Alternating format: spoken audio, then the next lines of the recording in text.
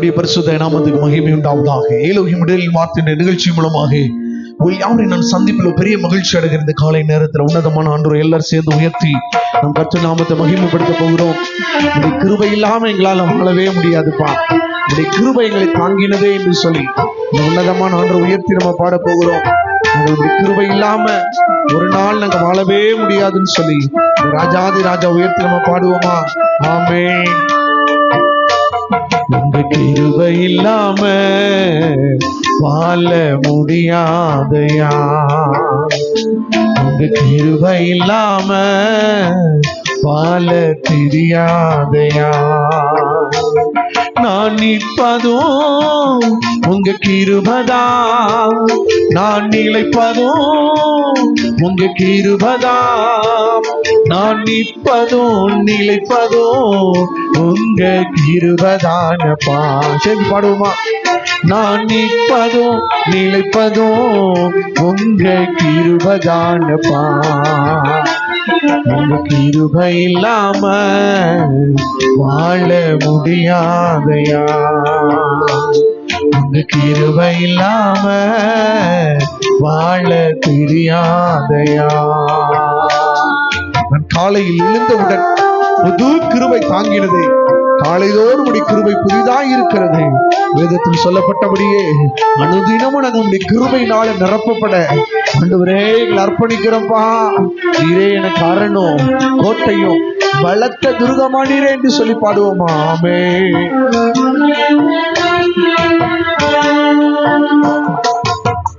காலை எழுந்தவுடன் புது கிருபை தாங்குது, வாழ்நாள் முழுவதும் மகிழ்ச்சிக்குள்ளே நடக்குது. காலை எழுந்தவுடன் புது கிருபை தாங்குது, வாழ்நாள் முழுவதும் மகிழ்ச்சிக்குள்ளே நடக்குது. நிர்மூலமாகாமலே இதுவரை காத்தீரையா, பலவீன நேரங்களில் உன் கிருபை தாங்கினதையா. என் அரணும் என் கோட்டையும் உயர்ந்த அடைக்கலம் வீடு. சேர்ந்து பாடுங்க. என் அரணும் என் கோட்டையும் உயர்ந்த அடைக்கலம் வீடு. உங்க கிருபை இல்லாம, உங்க கிருபை இல்லாம வாழ இந்த காலை நேரத்துலப்பா இந்த கிருபையை தாங்கன்னு சொல்லி கேட்போமா? இல்லாம வாழ முடியாதையா. அப்படி சொல்லுங்க, கண்களை மூடி. நான் நிற்பதும் உங்க கிருபதா, சொல்லுவோமா? நான் நிலைப்பதும் உங்க கிருபதா, நான் நிற்பதும் எல்லாம் உடைய கிருபப்பா. ஆண்டவரே உடைய கிருபை என்னை வாழ வைக்கும், உடைய கிருபை என்னை உயர்த்துவோம், உடைய கிருபை என்னை ராஜாவா மாற்றும். அந்த கிருபையின் மேல கிருபை, அந்த பலத்தின் மேல் பலன், அந்த அபிஷேகத்தின் மேல் அபிஷேகத்தை இந்த காலை நேரத்துல எங்களோடு ஆராதிக்கிற ஒவ்வொரு ஜனங்கள் மேல அந்த கிருபை இறங்கட்டுப்பா. நான் நிற்பதும் நிர்மூலமாகாமல் இருப்பதும் அந்த கிருபையே. இந்த காலை நேரத்தை நிகழ்ச்சியை பார்த்து கொண்டிருக்கிற எங்க ஜனங்கள் மேல் அந்த கிருபை இறங்குவதற்காக நன்றி அப்பா, நன்றி அப்பா, நன்றி ஆண்டவரே. தொடர்ந்து பரிசுத்த ஆவியானவர் ஆளுகை செய்யுங்க இயேசுவின் நாமத்தில் பிதாவே. ஆமென், ஆமென், அல்லேலூயா. கர்த்தருடைய பரிசுத்த நாமத்துக்கு மகிமை உண்டாவதாக. ஆண்டவராகிய இயேசுவின் நாமத்துல யாவரையும் நான் வாழ்த்துகிறதுல ரொம்ப சந்தோஷப்படுறேன். இந்த காலை நேரத்துல நம்ம ஒவ்வொரு மாதமும் ஆண்டவர் நம்ம கூட பேசுறாரு. ஒரு வார்த்தையின் மூலமாக ஒரு தீர்க்க தரிசனமாய் கர்த்தர் பேசிட்டே தான் இருப்பார். ஆமென். அவர் பேசின வார்த்தைகள் நம்ம தியானிக்கும் பொழுது கர்த்தர் நித்தமும் நடத்துவாரு, அவர்கள் ஆத்துமாவை திருப்தியாக்குவார் என்று சொல்லி நம்ம பார்க்கும்போது எப்படி திருப்தியாக்குகிறாரா? நன்மையினால திருப்தியாக்குகிறார், ஆகாரத்தினால திருப்தியாக்குகிறார். இன்றைக்கு நம்ம வாசிக்க போகிறோம் சங்கீதத்தின் புஸ்தகம் 90வது சங்கீதம் 14வது வசனத்தை ஒரு எடுத்து வாசிக்கலாம். சங்கீதம் 90:14. நாங்கள் எங்கள் வாழ்நாள் எல்லாம் களி கூர்ந்து மகிழும்படி காலையிலே எங்களை உமது கிருபையால் திருப்தியாக்கும். வேதம் சொல்லுகிறது, நாங்கள் எங்கள் வாழ்நாள் எல்லாம் களி கூர்ந்து மகிழும்படி காலையில எங்களை உமது கிருபையினாலே திருப்தியாக்கும். சங்கீதக்காரனாகி தாவீது சொல்றாரு, எங்கள் வாழ்நாளெல்லாம் நான் மகிழ்ந்து களி கூறணும், அப்படின்னா ஆண்டவருடைய கிருபை நமக்கு அவசியம். நம்ம எல்லாருமே விரும்புறது என்ன அப்படின்னா, நம்ம சந்தோஷமா இருக்கணும், நம்ம கவலைவே படக்கூடாது, நம்ம எப்பொழுதுமே மகிழ்ச்சியா களி கூர்ந்து சந்தோஷமாவே இருக்கணும்ன்றத நம்ம எப்பவுமே விரும்புவோம். யாருமே என்ன செய்ய மாட்டோம், அதிகம் துக்கத்தையும் வேதனையும் கண்ணீரையும் ஒருபோது மனுஷன் நம்ம என்ன செய்ய மாட்டோம், விரும்ப மாட்டோம். ஆனா தாவீது ஜெபம் பண்றாரு, நான் வாழ்நாள் எல்லாம் அப்படின்னு என்ன அர்த்தங்க, நான் உயிரோட வாழ்ற நாள் வரைக்கும் நம்ம ஒரு நாள் சந்தோஷம், ஒரு அரை மணி நேரம் சந்தோஷம், அந்த நிறைவுக்குள்ள இல்ல. ஆண்டவருடைய வார்த்தை சொல்லுகிறது, அவர் வாழ்நாள் எல்லாம் நீங்க களி கூர்ந்து மகிழணும்னு விரும்புறீங்களா, அப்போ உங்களுக்கு ஆண்டவருடைய கிருபை அவசியம். அந்த கிருபையினால நீங்கள் திருப்தி அடையணுங்க. உங்க வாழ்க்கையில எவ்வளவோ சவால்கள் இருக்கிறது. ஏன்னா ஆண்டு சொல்லிட்டாரு, உலகத்துல உங்களுக்கு உபத்திரவம் உண்டு, ஆனாலும் திடன் கொள்ளுங்கள், நான் உலகத்தை ஜெயித்தேன் என்று சொல்லி இருக்கிறார். அப்ப உலகத்துல பாடுகள் இருக்கிறது, வேதனைகள் இருக்கிறது, வியாதி இருக்கிறது, மரணம் இருக்கிறது, துக்கம் இருக்கிறது, குறைவுகள் இருக்கிறது, தடைகள் இருக்கிறது, எதிர்ப்புகள் இருக்கிறது, குழப்பமான சூழ்நிலைகள் இருக்கிறது. இவை எல்லாவற்றிலும் ஒரு மனிதன் மகிழ்ச்சியா இருக்கணும், களிகூர்ந்து மகிழணும் அப்படின்னா அவனுக்கு ஒண்ணு அவசியம்.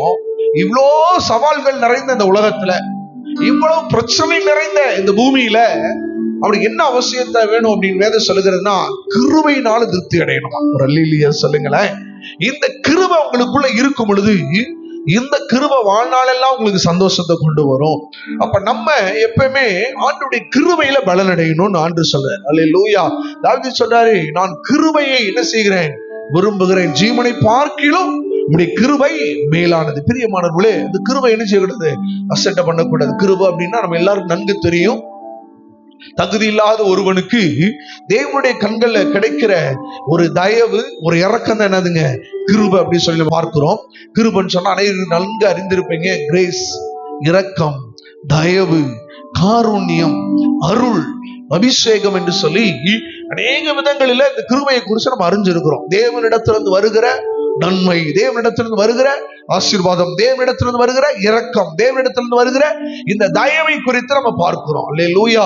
அப்ப பாருங்க, இந்த கிருபையினால நீங்க திருப்தி அடைங்க. நீங்க அநேகர் மனுஷர்கள்ட்ட இருக்கிற அந்த இரக்கத்தை நிறைய பேர் விரும்புவாங்க, மனுஷனை பிரியப்படுத்துவாங்க, மனிதர்களுக்கு இரக்கம் பாராட்டும் பொழுது அந்த மனிதர்கள் என்ன செய்வாங்க, மற்றவங்க மேல இரக்கம் பாராட்டுவாங்க. இப்படி இந்த கிருபையை என்ன செய்கிறோம், ஆண்டவரிடத்திலிருந்து பெற்றுக்கொள்ளணும் அப்படின்னா நம்ம என்ன செய்யணும் அப்படின்னு சொல்லி பார்க்கும் பொழுது நீங்க வாசிக்கலாம். சங்கீதம் 17:15 நீங்கள் வாசிக்கும் பொழுது அவர் எதுல திருப்தி அடைகிறாரு, நானும் நீதியில் உம்முடைய முகத்தை தரிசிப்பேன், நான் விழிக்கும் போது உமது சாயலால் திருப்தியாவேன். பாருங்க, தாவீது சொல்றாரு, நான் நீதியில் உம்முடைய முகத்தை தரிசிப்பேன், உம்முடைய சாயலினாலே நான் திருப்தி ஆகிறேன். அப்ப பாருங்க, ஒரு மனிதன் நீதியா இருக்கும் பொழுது, நீதிமானா இருக்கும் பொழுது மாத்திரம் ஆண்டவர் தரிசிக்க முடியும். வசனம் அப்படிதான் சொல்லப்பட்டிருக்கிறது, பரிசுத்தம் இல்லாமல் ஒருவன் தேவனை தரிசிக்க முடியாது. அப்ப பாருங்க, இந்த காலை நேரத்துல இந்த வார்த்தையை கேட்டுட்டு இருக்கிற கர்த்தருடைய பிள்ளைகளை, நீங்கள் நீதியா இருக்கும் பொழுது, ஆண்டவருக்கு உண்மையா இருக்கும் பொழுது, பரிசுத்தமா இருக்கும் பொழுது ஆண்டவர் என்ன செய்ய முடியும், நீங்க தரிசிக்க முடியுமே தவிர பரிசுத்தம் இல்லாமல் ஆண்டவர் என்ன செய்ய முடியாது, உங்களால தரிசிக்க முடியாது. அப்ப ஆண்டவர் சொல்றாரு, நீங்கள் நீதியில ஆண்டவருடைய முகத்தை என்ன செய்ய முடியுங்க, தரிசிப்பேன், நான் விழிக்கும் போது உங்களுடைய சாயலினாலே திருப்தி அடைகிறேன். நம்ம அதிகாலையில் எழும்பும் பொழுது யாருடைய சாயலை பார்க்கணும் அப்படின்னா ஆண்டவருடைய சாயலை பார்க்கணும். அதிகாலை எழும்பினோடனேவும் அநேகர் என்ன செய்வோம் அப்படின்னா, உலக வேலைக்கு ஓடிடுவோம், பைபிள் வாசிக்க மாட்டோம், ஜெபிக்க மாட்டோம், ஆண்டவருடைய பிரசன்னத்தை உணர மாட்டோம். ஆனா இங்க தாவீது சொன்னாரு, நான் உமது சாயலினாலே நான் திருப்தி அடைகிறேன். இப்போ அநேக நேரம் நம்ம என்ன செய்யறோம்னா, எழுந்த உடனே எல்லாம் திருப்திப்படுத்துது. எந்திரிச்சு சொன்னே டீ போடணும், வீட்டுக்காரர் திருப்திப்படுத்துறது, எந்திரிச்சு சொன்னே சமைக்கிறோம், குடும்பத்தை பிள்ளைகளை திருப்திப்படுத்துறது, இப்படி தனக்குத்தானே சில விஷயங்கள் நம்ம திருப்திப்படுத்துறோமே தவிர கர்த்தருடைய விஷயத்துல, கர்த்தருடைய காரியங்கள்ல நம்ம திருப்தியா இருக்கிறோமா? இன்னைக்கு நான் அதிகாலை எழும்பினேன், நான் வேதம் வாசித்த ஆண்டவரையும் கூட பேசினார், திருப்தியா இருக்கிறீங்களா? சில பேர் சொல்லுவாங்க, எனக்கு டீ குடிக்கல, எனக்கு இந்த நாள் ஒரு திருப்தியாவே இல்லை அப்படின்னு சொல்ற கேள்விப்பட்டிருப்போம். இன்னைக்கு நான் காலையில நான் சரியா சாப்பிடல, எனக்கு மனசே ஒரு மாதிரி இருக்கு, திருப்தி இல்லை. அப்ப இதுல எல்லாம் நம்ம என்ன செய்கிறோம், திருப்தி அடையாமல் இருக்கும் பொழுது ஆவிக்குரிய வாழ்க்கையில இன்னைக்கு நான் ஆண்டவரை பார்க்கல, இன்னைக்கு நான் சர்ச்சுக்கு போகல, இன்னைக்கு நான் உபவாச கூட்டத்துக்கு போல, எனக்கு திருப்தியா இல்லைன்னு எத்தனை பேர் சொல்ல முடிகிறது? இன்னைக்கு எல்லாரும் என்ன செய்யறோம், நீ சர்ச்சுக்கு போல, அப்பா இன்னைக்கு ரெஸ்ட்டுடா, இன்னைக்கு பிரேயருக்கு போகல, இன்னைக்கு ரெஸ்ட், நமக்கு எல்லா வேலையும் செய்யலாம், வீட்டு வேலையை செய்யலாம், கொஞ்சம் நல்லா தூங்கி ரெஸ்ட் எடுக்கலாம், இப்படி என்ன செய்கிறோம், திருப்தி அடைஞ்சிட்டு இருக்கிறோம். ஆனா தாவீது சொல்றாரு, உங்களுடைய சாயலினால என்ன செய்கிற, திருப்தி அடைகிற. அவரை பார்க்கலையா, அவருடைய பிரசன்னத்தை உணரணும். வார்த்தையை தியானிக்கும் பொழுது கர்த்தர் உங்க கூட பேசுவாரு. அவருடைய நிழல் உங்கள் மேல் வருகிறது. வார்த்தை தான் உங்களுக்கு நிழலா வெளிப்படும். வார்த்தை தான் ஆண்டவரா வெளிப்படுவார். ஆதியில வார்த்தை இருந்தது, அந்த வார்த்தை தேவனிடத்தில் இருந்தது, அது தேவனா இருந்தது. அப்ப பாருங்க, ஆண்டவர் எதுல பேசுவாருங்க? வார்த்தையில. நீங்க அதிகாலை எழுப்பி வேதத்தை வாசிங்க. வேதத்தை வாசித்து நீங்க உலகால் படிட்டு ஜெபம் பண்ணி ஆவியில் அபிஷேகத்துல பலனடைங்க. உங்களுக்குள்ள ஒரு திருப்தி வரும். சங்கீதக்காரன் தாவீது சொல்றாரு, உங்களுடைய நீதியினாலே நான் திருப்தி அடைந்து உம்மை நான் தரிசிக்கிறேன். எத்தனை பேர் அவர் நோக்கி பார்க்கிற காலை நேரத்துல வேதம் சொல்லுகிறது, அவர்கள் அவரை நோக்கி பார்த்து பிரகாசம் அடைந்தார்கள், அவருடைய முகங்கள் வெட்கப்படவில்லை. காலைதோறும் அவருடைய கிருபை புதிதாக இருக்கிறதா? அல்லேலூயா. எப்படியாமா? காலைதோறும் அவருடைய கிருபை புதிதாக இருக்கிறது. அப்ப காலையில ஆண்டவரிடத்துல என்ன எதிர்பார்க்கறீங்க? ஆண்டவரே, உடைய முகத்தை எங்க மேல என்ன செய்யுங்க? பிரகாசிக்க பண்ணுங்க. இந்த பகல் பொழுது நான் போக போறேன்ப்பா, எவ்வளவோ பிரச்சனை, எவ்வளவோ ஆபத்துகள், எத்தனையோ நெருக்கங்கள் இருக்கிற இந்த நாளையும் கூட வாங்க. முத அவருடைய முகத்தை நீங்க தரிசிங்க. அவருடைய சாயலை தரிசிக்கணும்ன்றதை கர்த்தர் விரும்புறாரு. நீங்கள் முதலாவது அதில நீங்கள் திருப்தி அடையணும்னு கர்த்தர் விரும்புறார். பிரியமானவர்களே, இரண்டாவதாக ஒரு வசனத்தை வாசிக்கும் பொழுது சங்கீதக்காரனாகிய தாவீது சொல்கிற 36வது சங்கீதம் 7-8 வசனங்களை வாசிப்போம். தேவனே, உம்முடைய கிருபை எவ்வளவு அருமையானது! கிருபை எவ்வளவு அருமையானது! அதனால் மனுபுத்திரர் உமது செட்டைகளின் நிழலிலே வந்தடைகிறார்கள். அதனால் மனுபுத்திரர் உம்முடைய செட்டைகளின் நிழலிலே வந்தடைகிறார்கள். உமது ஆலயத்தில் உள்ள சம்பூரணத்தினால் திருப்தி அடைவார்கள். உமது பேரின்ப நதியினால் அவர்கள் தாகத்தை தீர்க்கிறீர். யாரெல்லாம் ஆண்டவருடைய சமூகத்துல அவருடைய செட்டைகள் கீழ் வருகிறார்களோ அவர்களுக்கு என்ன கிடைக்குதா? கிருபை கிடைக்கிறது. பாருங்க, சொல்றாரு, ஆண்டவரே உம்முடைய கிருபை எவ்வளவு அருமையானது. யாருக்கு அருமையானதுன்னா, அந்த ஆண்டவருடைய ஆலயத்துக்குள்ள வர்றாங்க பாருங்க, அவங்க மேல ஒரு கிருபை இருக்குதுங்க. ஆண்டவருடைய கிருபை, ஆண்டவருடைய இரக்கம், ஆண்டவருடைய தயவு இருக்கிறது. அவர் சொல்றாரு பாருங்க, உடைய செட்டைகளின் நிழலிலே மனுஷர்கள் வந்தடைகிறார்கள். ஏன் ஜனங்கள் ஆலயத்துக்குள்ள வர்றாங்க? ஏன் ஆண்டவருடைய சமூகத்துல கூடி வர்றாங்கன்னா, அந்த ஆண்டவருடைய இரக்கத்தை பெற்றுக் கொள்வதற்கு, அந்த கிருபையை பெற்றுக் கொள்வதற்கு நீங்கள் ஆயத்தமா இருக்கிறீங்களா? நீங்க கிருபையை அசட்டையா நினைக்கிறோம், ஆண்டவருடைய இரக்கத்தை அசட்டையா நினைக்கிறோம். ஆண்டவர் சொல்ல, அந்த கிருபையை நீங்க பெற்றுக்கொள்ளுங்க. அந்த கிருபையில நீங்க சந்தோஷப்படணும். அந்த கிருபையில திருப்தி அடைன்ற கர்த்தர் விரும்புறாரா? அடுத்த வசனம் சொல்லுகிறது பாருங்க, சங்கீதம் 36வது சங்கீதம் 8வது வசனத்தை வாசிக்கும் பொழுது, உமது ஆலயத்தில் உள்ள சம்பூரணத்தினால் திருப்தி அடைவார்கள். அல்லேலூயா. நீங்க ஆண்டவருடைய சமூகத்துல அப்படியே செட்டைகள் கீழே உட்கார்ந்து இருக்கும் பொழுது உங்க மேல ஒரு கிருபை வருது. இந்த கிருபை உங்களுக்கு என்ன கொண்டு வருகிறதா? சம்பூரணத்தினாலே கர்த்தர் உங்களை திருப்தியாக்குகிறார். எத்தனை பேர் ஆமென் சொல்றீங்க? ஆண்டவர் பரிபூரண ஆசீர்வாதத்தினால திருப்தியாக்குவார். எங்க அது கிடைக்குது? கர்த்தருடைய சமூகத்துல. அல்லேலூயா. ஆண்டவருடைய பாதத்துல நீங்கள் காத்திருக்கும் பொழுது அந்த கிருபையினாலே நீங்கள் திருப்தி அடைகிறீர்கள். ஆலயத்துக்குள்ள வரும் பொழுது உங்களுக்கு அநேக ஆசீர்வாதங்கள் இருக்கிறது. கர்த்தரை தேடும் பொழுது ஒரு நன்மை குறைபடாது. வேதத்துல பாருங்க, கர்த்தருக்கு உண்மையாய் உத்தமமாய் இருந்தாரு நோவா. வசனம் சொல்லுங்க, நோவாவுக்கு கர்த்தருடைய கண்களை கிருபை. நோவாவை அழிவிலிருந்து கர்த்தர் பாதுகாத்தாரு. தேவன் நோவாவினுடைய குடும்பத்தை 8 பேரை கர்த்தர் பாதுகாத்தார். கிருபை பாதுகாக்கும். அல்லேலூயா. சகோதரர்களால் அற்பமா நினைக்கப்பட்ட யோசேப்புக்கோ கர்த்தருடைய கண்கள்ல கிருபை. எல்லாரும் நெருக்கினாங்க, எல்லாரும் ஒடுக்கினார்கள். ஆனா அந்த யோசேப்புக்கு கிருபை இருந்துச்சு. கர்த்தர் அதிபதியாக மாற்றினாரு. தன் கூட பிறந்த சகோதரர்கள் அற்பமா நினைக்கப்பட்டவர் தான் தாவீது. ஈசாயின் பிள்ளையா இருந்த அந்த தாவீத ஆண்டு மேய்ச்சவன ராஜாவா மாத்தினது கிருபை. ஒரு ஆமென் சொல்லுங்க. யூதக்குள்ள அழிந்து போக கூடாது என்பதற்காக திறப்புல நின்று ஜெபித்த அந்த எஸ்தர் ராஜாத்திய அரண்மனை ஆள, தேசத்தை ஆளுவதற்கு மேன்மைக்குள்ள கொண்டு வந்தது அந்த கிருபை. மரியாள் இயேசுவை பெற்றெடுப்பதற்கு கிருபை ஒரு காரணமா இருந்துச்சு. அதனாலதான் வாழ்த்துறாங்க, கிருபை பெற்றவளே வாழ்க. இவர்கள் எல்லாரும் எதுல திருப்தி அடைஞ்சாங்கன்னா, கிருபையில. ஆண்டவர் ஆராதிச்சாங்க, கர்த்தரை துதித்தாங்க, கர்த்தருக்கு உண்மையாய் இருந்தாங்க, ஆண்டவருக்கு பக்தியாய் வாலிபத்த பரிசுத்தத்தை காத்து கொண்டார்கள். இவர்கள் கிருபையை சுதந்திரித்தாங்க. இந்த கிருபை அவர்களை உயர்த்தினது. எத்தனை பேர் ஆமென் சொல்றீங்க?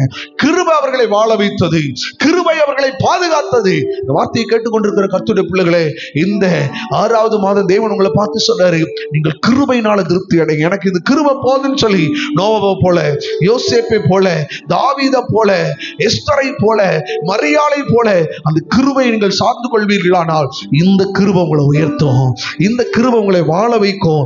கிருபையினால உங்களை திருப்தியாக்க போறாரு. இன்னைக்கு நம்ம கேட்க போற, ஆண்டவரே உங்களுடைய கிருபை எனக்கு தாங்கப்பா, உங்களுடைய கிருபை எனக்கு தாங்க. வேதம் இப்படி சொல்லுகிறது பாருங்க.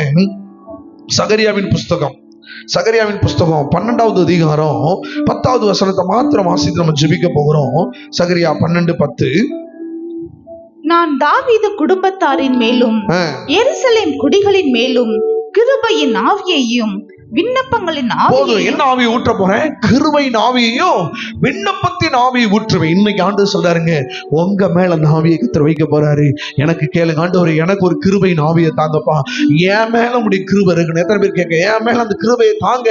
இன்னைக்கு நம்ம எல்லாரும் கேட்க போறோம், ஆண்டவரே எனக்கு கிருபையினால நான் திருப்தி அடையணும்ப்பா. அநேகர் பணத்தினால திருப்தி அடைவாங்க, நல்லா படிச்சிருக்கிறேன் அதை நம்பி திருப்தி அடைவாங்க, எனக்கு நிறைய சொத்து இருக்குது அதை நம்பி திருப்தி அடைவாங்க, நான் நல்ல அழகுள்ளவனா இருக்கிறேன் அதுல திருப்தி அடைவாங்க. நீங்க அதுல எல்லாம் திருப்தி அடையாதீங்க. அதெல்லாம் ஒரு நாள் அழிஞ்சு போகும். அதெல்லாம் மாய், அது ஒண்ணுக்கு உதவாது. கொஞ்ச நாள்ல அது மாறி போயிடும். பணம், பதவி, பட்டம், அழகு, அந்தஸ்து, ஆடம்பரம் எல்லாம் ஒரு நாள் மாறிடும். ஆனா எதுல திருப்தி அடையணும் நீங்கன்னா? கிருபையில. எனக்குள்ள ஆண்டோடைய கிருபை இருக்குது. நான் ஆண்டோடைய கிருபையில நிக்கிறேன், ஆண்டோடைய பிரசன்னத்துல நிக்கிறேன், அவருடைய நீதியில நிக்கிறேன், அவருக்கு உத்தமமா நிக்கிறேன், அவருக்கு உண்மையா நிக்கிறேன்னு சொல்லி நீங்க நிற்பீர்களானால் அந்த கிருபை உங்களை உயர்த்தும். அல்லேலூயா. ஒரு பலவீனம் அப்போஸ்தலனாகிய பவுலுக்கு வருகிறது. அப்ப ஆண்டவர்கிட்ட கேட்கிறார், ஆண்டவரே இந்த பலவீனனை நீங்கும்படி செய்யும் பொழுது கர்த்தர் சொல்றாரு, என் கிருபை உனக்கு போதும், உன் பலவீனத்துல என் பலன் பூரணமாய் விளங்கும். உங்க பலவீனத்தை குறிச்சு, உங்க குறைவுகளை குறிச்சு நீங்க ஏன் துக்கப்படுறீங்க? ஆண்டவருடைய பலன் உங்களுக்குள்ள வரும். அந்த கிருபை உங்களை உயர்த்த போகிறது. நம்ம எல்லாரும் அப்படியே கண்களை மூடுவோமா? ஹல்லேலூயா. சீக்கிரம் நல்ல பிதாவே, இந்த காலை நேரத்துல அப்பா இந்த வார்த்தையை கேட்டுக்கொண்டிருக்கிற எங்க ஜனங்களுக்கு கர்த்தர் இன்றைக்கு ஒரு அற்புதம் செய்வீராக. காலைதோறும் அந்த கிருபை உடைய ஆலயத்தின் சம்பூர்ணத்தினால எங்க ஜனங்களை திருப்தியாக்குவீராக. உம்மை தரிசிக்கிற, உம்மை நோக்கி பார்க்கிற எங்க ஜனங்களுக்கு, இந்த வார்த்தையை கேட்ட எங்க ஜனங்களுக்கு ஆலயத்தின் சம்பூர்ணத்தினாலே இவர்கள் திருப்தி அடைவார்களாக. ஆலயத்தில் வருகிற சகலவித நன்மைகளினாலே எங்க ஜனங்கள் திருப்தி அடையட்டும் ஐயா. இந்த மாதம் இவர்களை திருப்தியாக்கி நடத்துவீராக. கிருபையில திருப்தி அடையட்டும். தேவனுடைய இரக்கம் என் மேல் இருக்கிறது, தேவனுடைய அபிஷேகம் என் மேல் இருக்கிறது, தேவனுடைய வல்லமை என் மேல் இருக்கிறது, தேவனுடைய நன்மை என் மேல் இருக்கிறது என்று சொல்லி கர்த்தருடைய கிருபையவே சார்ந்து கொள்வதற்கு எங்க ஜனங்களுக்கு ஆண்டவர் உதவி செய்யுங்கப்பா. உலகத்தினுடைய காரியம் எல்லாம் மாயை, அதெல்லாம் விட்டுட்டு கர்த்தருடைய கிருபையில பலனடைய, அபிஷேகத்துல பலனடைய ஆண்டவர் உதவி செய்யுங்க. ஆண்டவரே அன்று யூதா ஆண்டவரே குடும்பத்தின் மேல, ஆண்டவரே சோத்திர எருசலேம் குடிகளின் மேல, இஸ்ரவேல் ஜனங்கள் மேல கிருபை நாவியை ஊற்றினேன்னு சொன்னீரே. இந்த வார்த்தை கேட்கிற ஒவ்வொருவர் மேல இந்த கிருபை நாவி இன்றைக்கு ஊற்றப்படுவதாக. இறங்கின அந்த கிருபை நாவிக்காக நன்றி சொல்லுகிறோம் இயேசுவின் நாமத்தில் பிதாவே. ஆமென், ஆமென், ஆமென். God bless you. கர்த்தர் ஒவ்வொருவரையும் ஆசீர்வதிப்பாராக. ஆமென்.